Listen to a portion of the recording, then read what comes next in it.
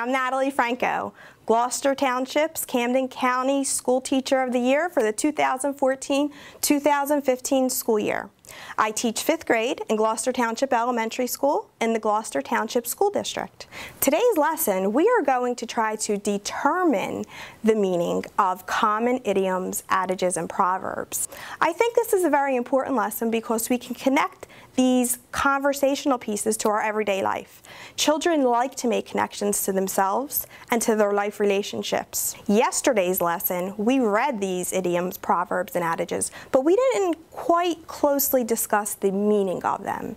So today we're going to have a close read discussing exactly what they mean and teaching the students that proverbs are actually life lessons.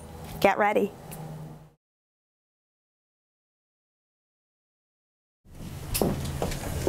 I lock up here. Who wants to read today's learning goal for us? Today's learning goal. Nice and loud and proud in your speaking voice. Florencio. I will recognize and explain the meaning of idioms, adages, and proverbs. Excellent.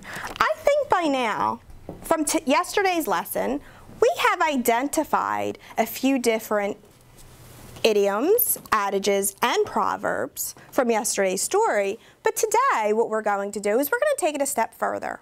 We're going to take a close read on Where's Brownie. We're going to identify some proverbs, and then we're going to talk about the meaning of the proverbs. Let's look in our text to page 255. I want you to reread that section of the story to yourself. We are looking for some idioms, adages, or proverbs. When you think you found it, please reach for the stars.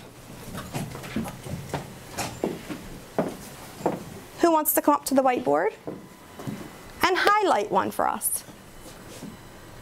Let's have Adriana.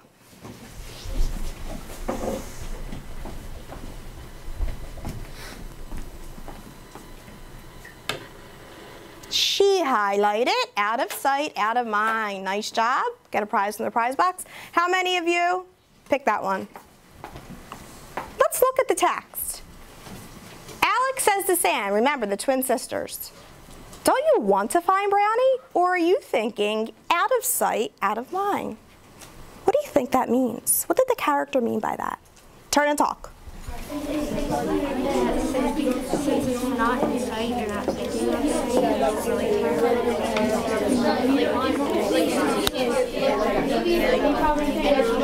It's not in mind.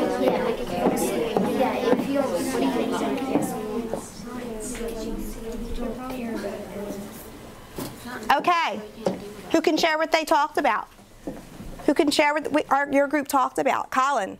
If it's not in sight and you're not thinking about it. If it's not in sight, you're not thinking about it.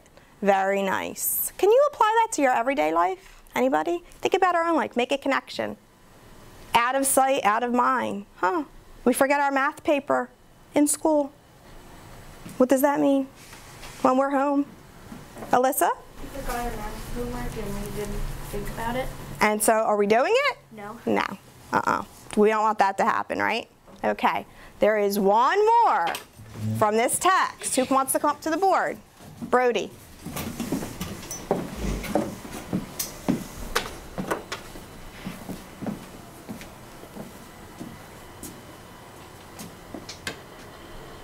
Nice job, Brody. Get a prize from the prize box. Brody highlighted, absence makes the heart grow fonder. In the text, the character Sam says, he's just a lizard, Alex. I mean, chameleons, it's not exactly absence makes the heart grow fonder. What does that mean? Turn and talk. If someone's absent, you feel like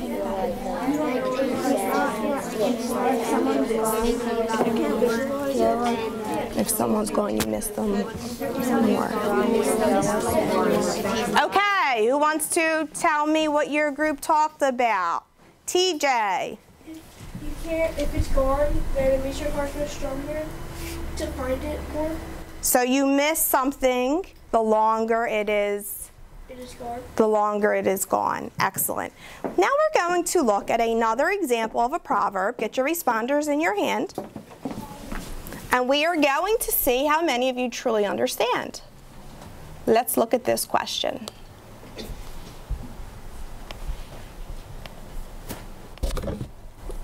What does the proverb, "Don't put all your eggs in one basket," mean? Look at your answer choices. This is an independent activity. A, gathering eggs is hard work. B, always have a backup plan. C, if you put too many eggs in a basket, they will fall and break. Now remember, think. Think. Put your answer in. When you're done, I lock on me. That tells me we're ready to go on.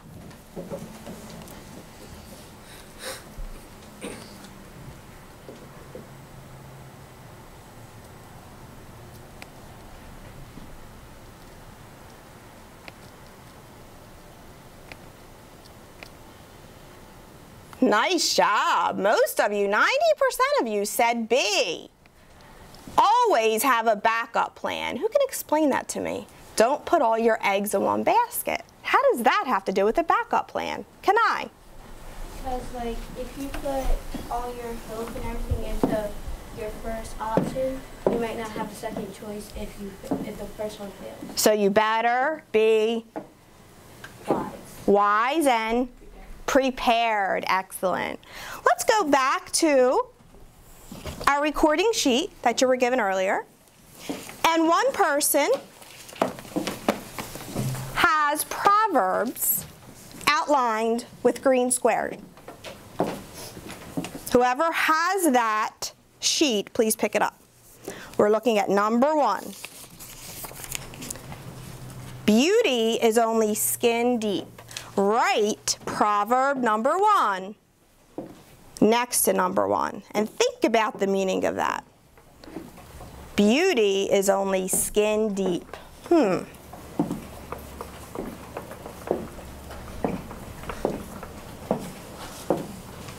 This is going to be a collaborative activity. Another person has orange squares that have the literal meanings of these proverbs.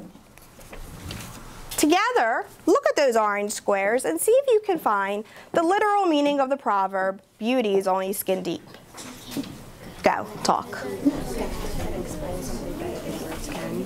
Doing what is necessary to survive. Don't rush into anything. Mind your own business.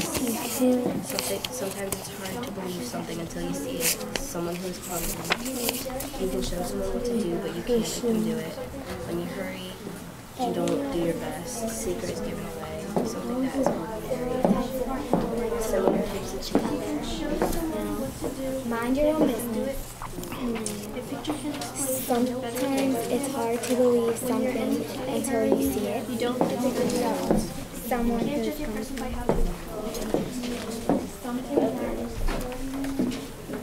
All right, stop what you're doing. Eyes up here. Eyes on me. Eye lock on me. Tell me what your group picked and why. Angelina. We picked you can't judge a person by how they look. You can't judge a person by how they look. Explain it a little bit more. Go ahead. What did you talk about? When you can't judge someone of how they look because they could be nice on the inside. They could be nice on the inside, right? How many of you, other of you, picked the same thing? Pat yourselves on the back. Nice job. This is a piece of cake, right? Piece of cake. So how can we sum this up? What is a proverb? We're thinking about all these different ones we looked at. What do you think a proverb is? It's not really a specific piece of advice, but it's a general what? Daniel. It's a life lesson. Excellent, Daniel. Say it again, loud and proud. A proverb is a life lesson. A proverb is a life lesson. Good. Nice job. We're going to continue with this activity. Let's go to number 12 this time.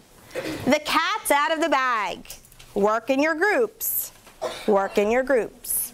What do you think that means? Talk about it. Look through your choices. given away. A picture can explain something better. What do you think it means, the cat's out of the bag?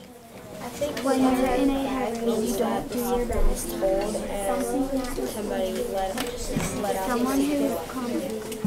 like someone who like reveals like something. I like that word, revealed.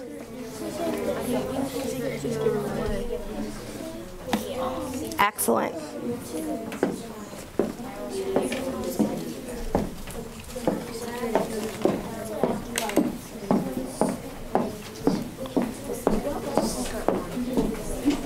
Someone blurted out the secret. Like someone, the answer is 43. Like they blurted out the answer. Like they accidentally said it. Someone tells that person that the surprise party is for, and the cat that would be a perfect lead for That they let the cat out of the bag, which means the secret. That they use the secret. Okay, so let's keep going. And what did you choose? The cat's out of the bag. Who can explain to me in everyday terminology? Let's have Alyssa. Our group picked secrets given away. Okay, continue. We picked that because if someone tells someone a secret that they're not supposed to tell them, then it's like... You're not really taking a cat out of a bag, are you? No. Doesn't that make our writing more colorful? Yes. Because readers think like writers and writers think like? Readers. Keep going.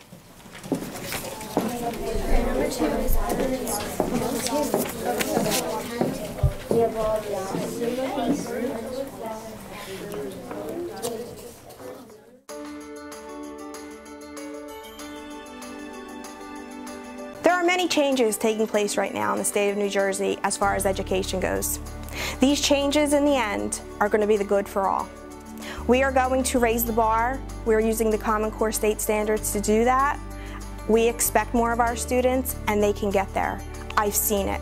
I am here to help other teachers embrace those changes. My motto is to lead by example. I've embraced all the changes of education, such as the Common Core state standards, by actually implementing them, researching them, and implementing them in the classroom.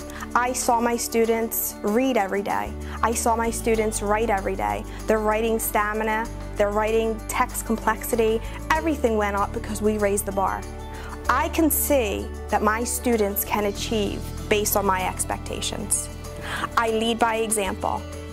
Yesterday, I was busy worrying about this video, worrying about my classroom, setting everything up like I normally do.